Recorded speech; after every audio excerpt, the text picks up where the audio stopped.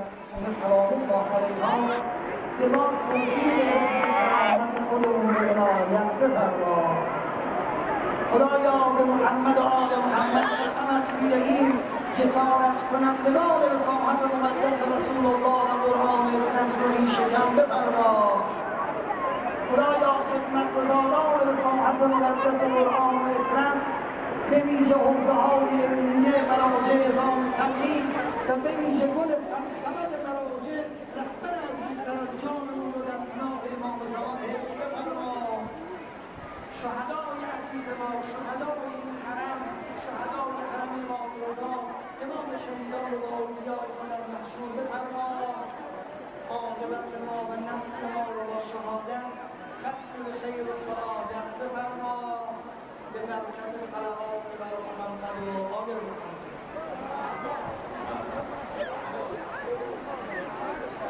تحریری از پیامات آسشمند حضرت حجت اسلام و مسلمین ماندگاری و توجه شما رو جلب کنم.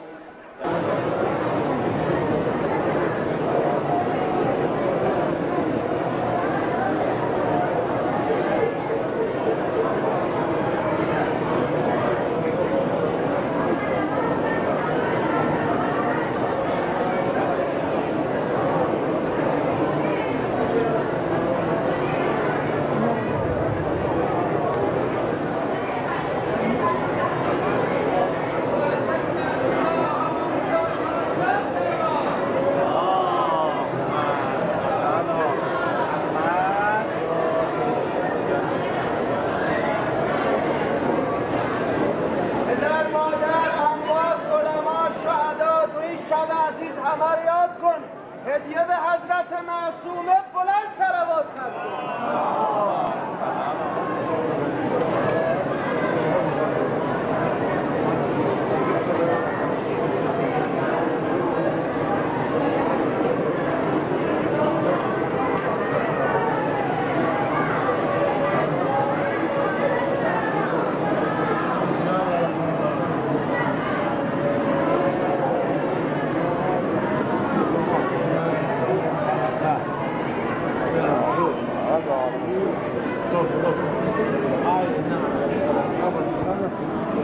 يا علي يلا بابا حركات